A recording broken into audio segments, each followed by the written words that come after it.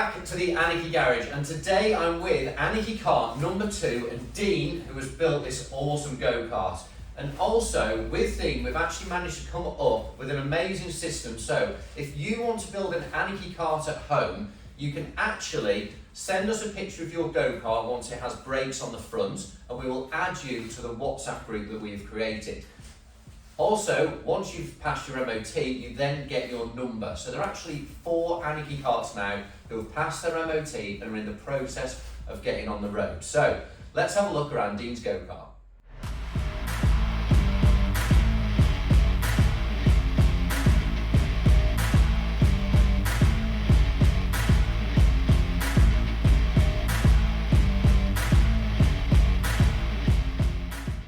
So then, Dean, tell us about Anarchykart number 2. What have you got, and where did you start with it? Right, I saw you used to do Kart 1, watched all your episodes, so I thought, you know what, I'll go get a kart. Got a kart. Realised the most important thing is I need the front brakes, because it's hard to source a go-kart with front brakes. Yeah, so we learned this, obviously, we were building Anarchykart number 1, and you kind of picked it up, the episodes up quickly, didn't you? But buy a kart with brakes, it's a nightmare, isn't it? 100% nightmare. That was probably my biggest headache in this whole car was getting the front brakes on it, because I had to do a conversion kit with American kit, and it wasn't pleasant, but it worked. And then obviously it was just build it all up, get my lights in, my wiring loom, and then it was like I realised, okay, I've got the twin engines, but when I've got it running and I was taking it out, I was realising the centrifugal clutches were burning and they were like smoking. Yeah, so I went through this again. This is actually a Tony kart, exactly the same as Anarchykart number 1. So I had a twin engines, the same as Dean's got here, and the clutches, the centrifugal ones, they're great for racing, aren't they? Great on the go. Once they stop though, traffic lights, whatever, they don't like it. And that is the big thing, I think, Dean and I, because Dean's kind of really helped with the process of Anarchykart number 1, and also he's really brought this one forwards, because learning things like actually stopping them and starting them is actually a lot harder than just getting them in a race condition, isn't it? Yeah, 100% a lot harder. So what I did, I've done a bit of research, and I come up online for people talking about these torque converters you can get. Well, I'll price on a centrifugal clutch, but they seem to be working well. I have now had my torque converters on for easily over 900 miles now, and I'm still on original belts, original springs, and they've been perfectly fine. Where centrifugal clutch, I won't even get 20 to 30 miles out of. So if you are going to go down the twin engine route with the Honda engines or other brands, I would definitely highly recommend to get a set of torque converters and just spend that money to start off with. Right then, Dean, start to talk us through some of the things that you've done on this go-kart, because you really have managed to do a kind of whole package finished product with this, which is something I've never quite achieved with mine. So talk us through. So as you can see, I've got the mud guards on the rear. They were custom made due to the fact is the plastic ones worked well when you mentioned on your episodes. Yeah. They worked well, but I just wanted something a little bit stylish, as Slater knows. A bit OCD on the go-kart. Yeah, so the mud flaps I actually put on mine, they were great because they were E-marks and they passed the MSVA, which was great. The only thing is that we will say now, and this is something we've learned, is the mud guards are actually not needed for an MOT, which is a very bizarre little rule. Yeah. However, Dean is right to have actually put some proper mud guards on here, and he's made a really neat job of them. There's no sharp edges, and they do cover the wheels really well. The only thing the MOT did require is that they wanted reflectors. Yes. Yeah, because I took this with it and they said, look, you need to have a bit more reflective. My rear light wasn't good enough for them to have reflective, so they asked me to put a bit of tape up, down on the backs, just so people can see you and that. But then obviously I've got 2 motorcycle lights, for my back lights and centre lights. I've got fully brake lights, my side lights, indicators in each one. And I do love these as well, they're like afterburners, aren't they? They're like a Top Gun afterburner. It's good fact, like I made it work with a spoiler, and it looks nice. So a bit of an oversight that I will say on the episodes was reflectors, as Dean said. He's done a lovely job of putting this reflective tape under here and on the back. I've had to obviously put reflectors on mine as well for the MOT, but it was something that I overlooked a little bit, and Dean's done a nice job with it. Obviously you needed your independent handbrake and also your foot brake. So I've built it all up around the side, moved it all across.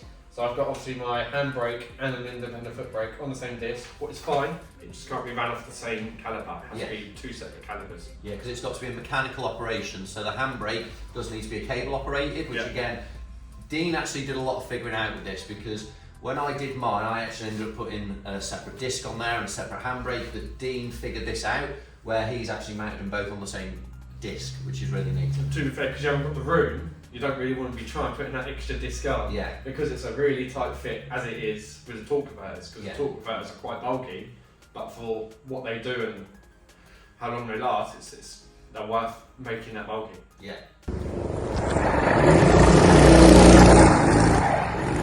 Okay, so the big unique thing that Dean figured out with the go-karts, especially on the standard engines, are the torque converters. So yeah, tell us about Dean.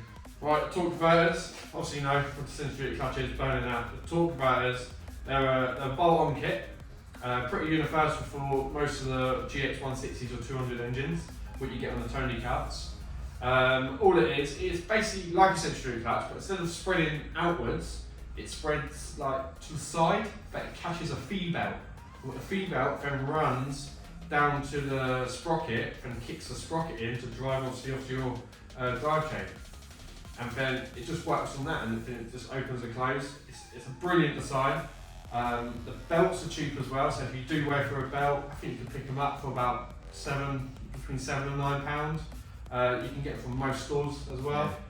Well, what's great about this is though, as I said, we were burning centrifugal clutches out. Now, these are probably not great in a racing application, but what they do allow you to do is they allow you to stop and accelerate away. The acceleration is really good. Really good. This is fast off the line, like genuinely. You put your foot down and this just goes. It's instantaneous. And on the road, it does actually. This is probably one of the best driving karts I've actually been on. It is absolutely incredible way to use them. Especially at roundabouts and junctions. Yes. Yeah. You want to be on. Yeah.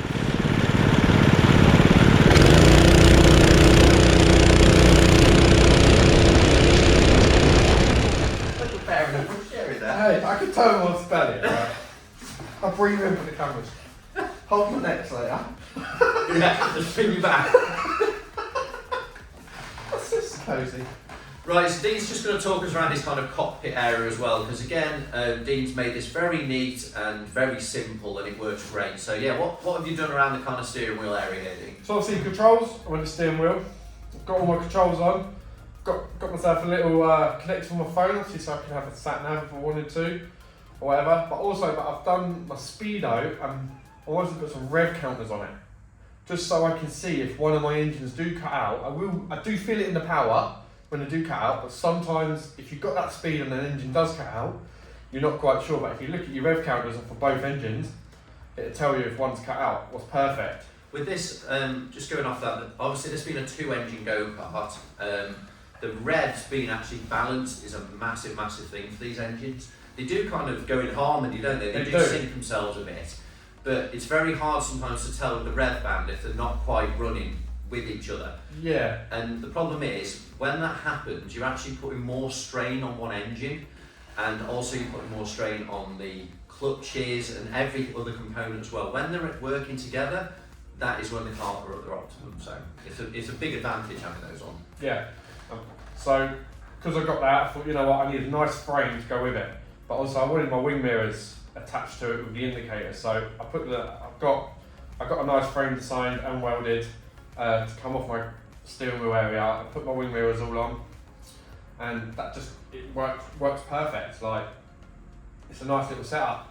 Yeah. Right then, so Dean's shown us around his amazing go-kart being Anarchykart number 2, and we're going to take it out for a rip. Shep's going to have a go on it, you're going to go for a blaze on it, and see what this thing's got. Yeah, let's go.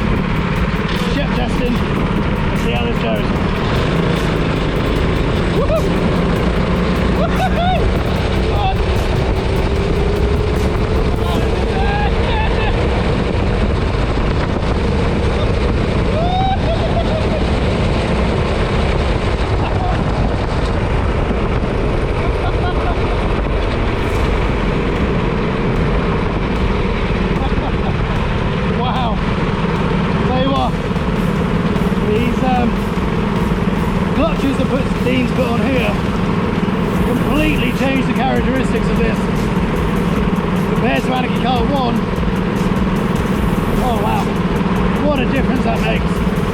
Hats off, Dean. The work you've done to this is phenomenal.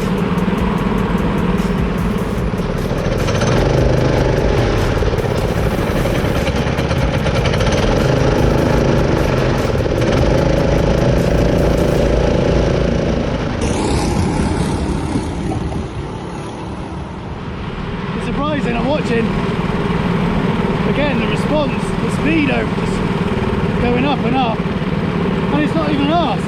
Honestly, it's so comfortable, so responsive, so natural almost, which is crazy. I'm so happy we designed these.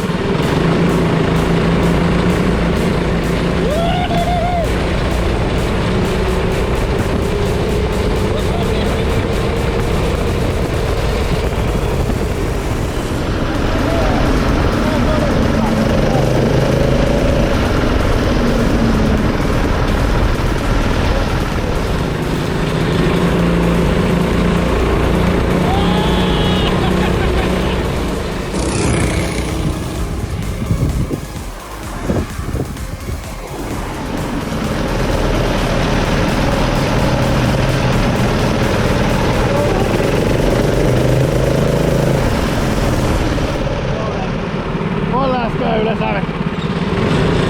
Go, go, go! Woohoo! Let's go, let's go, let's go!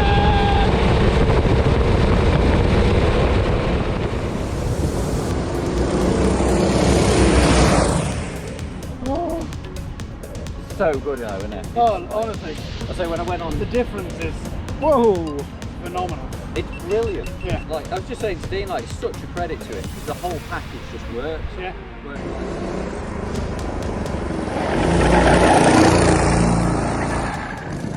Anarchykart number 2 is back home now, and a big thank you to Dean for telling us all about it, letting Chef have a go, and hopefully helping you guys at home as well. So that's it for this episode of the Anarchy Garage. See you next time.